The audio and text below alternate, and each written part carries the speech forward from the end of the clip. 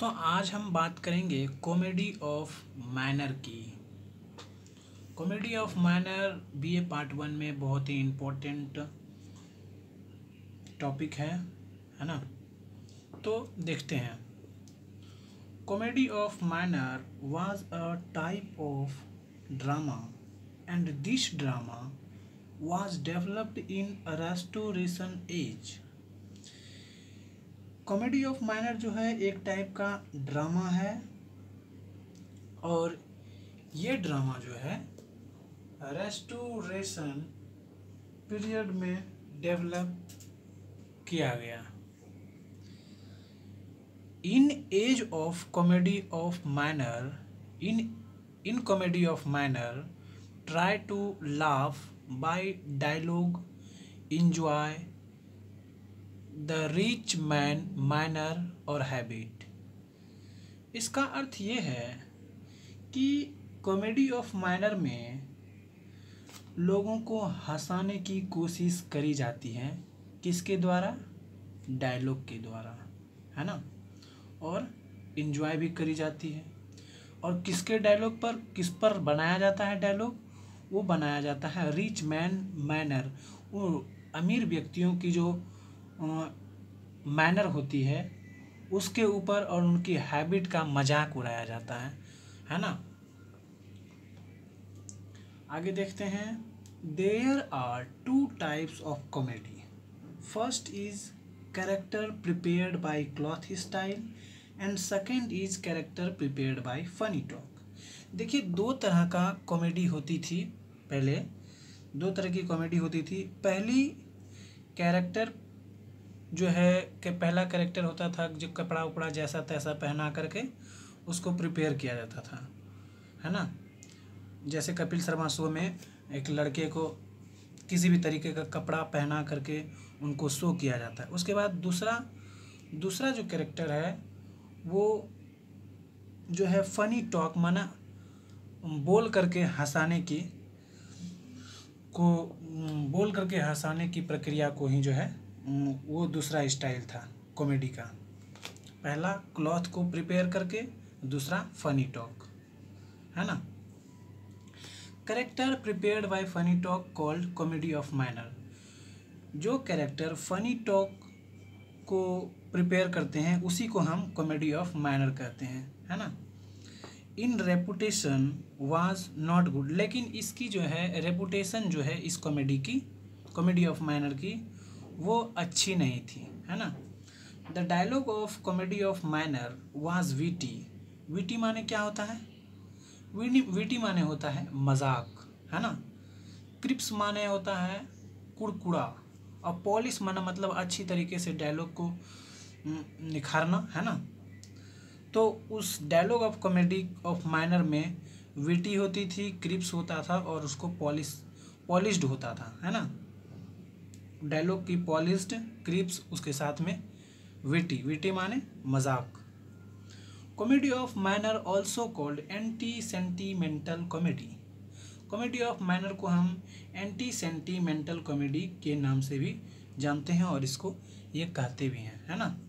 आगे बढ़ते हैं।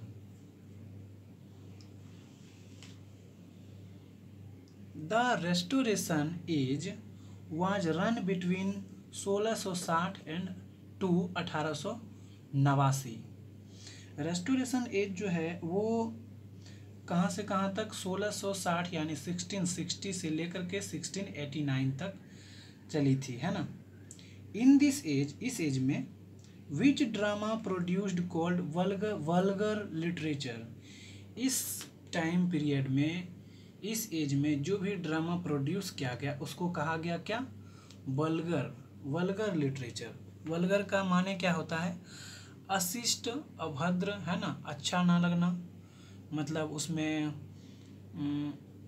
क्या कहते हैं, नग्नता होना, है ना। Comedy of manner only popular in London. Comedy of manner जो है वो सिर्फ लंदन में ही पॉपुलर था, उसके बाहर इसकी कोई चर्चा नहीं मिलती है ना। The comedy of manner shows that how much boring marriage life spent only one girls adultery, sexual attraction and extra marital affair. Comedy of minor में ये दिखाया जाता था कि मैरिज जो है कितना बोरिंग है ना, बोरिंग लाइफ है मैरिज, है ना, एक लड़कियों के साथ बिताना पूरी ज़िंदगी ये बहुत ही बोरिंग है ना। और इसमें एडल्ट्री दिखाई जाती थी, सेक्सुअल अट्रैक्शन को दिखाया जाता था, है ना, और एक्स्ट्रा मैरिटल अफेयर को भी दिखाया जाता था। यानी जिसके पास माने कि यदि वो उनके पास यदि 4 लड़कियां हैं, 4 मैरिटल अफेयर चल रहा है, तो वो उनको बहुत ही अच्छी नज़रों से देखा जाता था, है ना। लेकिन जिसके पास सिर्फ वो एक लड़की के साथ ही पूरी ज़िंदगी बिताना चाहते थे, उनको जो है वहाँ पर अच्छा नहीं माना जाता था, है ना, उनको बेकार माना जाता था, है ना। Charles lamb told that comedy of manner is a artificial literature।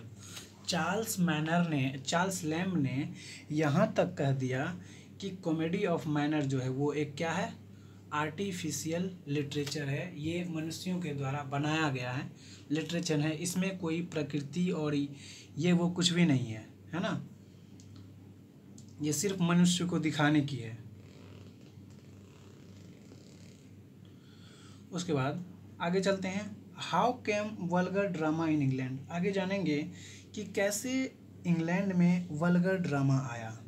Vulgar माने अशिष्टता, अभद्र, है ना, अच्छा ना बुरे। When came puritans in England. जब प्यूरिटन्स इंग्लैंड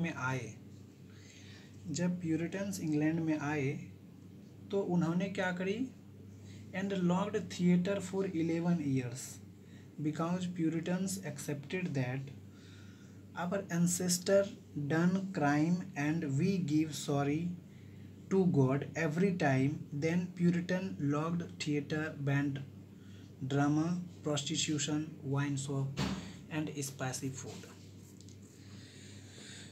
जब प्यूरिटन इंग्लैंड में आए तो उन्होंने जो है थिएटर, सारे थिएटर को लॉक कर दिया।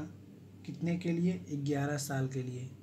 क्यों किया, क्योंकि वो मानते थे कि हमारे जो पूर्वज हैं, है ना, हमारे जो पूर्वज हैं एडम एंड ईव, वो जो है उन्होंने बहुत सारी गलतियां करी है जिसकी सज़ा हमें काटनी है ना। वो ऐसा मानते थे कि गलतियां उन्होंने करी है, हमारे पूर्वजों ने करी हैं, लेकिन सॉरी हमें गॉड से हमेशा कहना है, इसलिए उन्होंने जो है लॉक कर दिए, थिएटर लॉक कर दिए, है ना, वाइन शॉप लॉक कर दिए।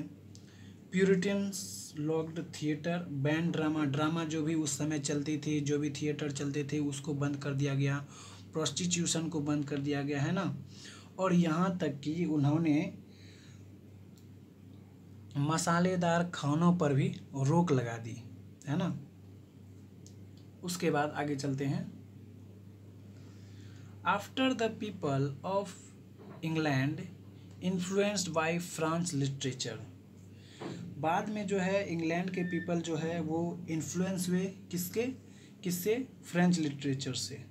क्यों हुए, क्योंकि इंग्लैंड में ये सब तो प्यूरिटन ने बंद कर दिया था, लेकिन फ्रांस में ये सब चीज़ें चल रही थी, तो इंग्लैंड के लोग जो है फ्रेंच लिटरेचर में अपना अट्रैक्शन दिखाने लगे, है ना। French literature had much vulgarity in that time. Common theme of comedy of manner are love triangle, seduction, extra marital affair, sexuality etcetera. French literature में जो है वहाँ भी बहुत ज़्यादा वल्गैरिटी थी उस समय में, है ना। और इनकी कॉमन थीम क्या होती थी कॉमेडी ऑफ मैनर की, वो होता था लव ट्रायंगल। लव ट्रायंगल में क्या होता है कि कोई एक लड़की होती है ना, उसके एक बॉयफ्रेंड होता है ना, उसके बाद इस बॉयफ्रेंड का दोस्त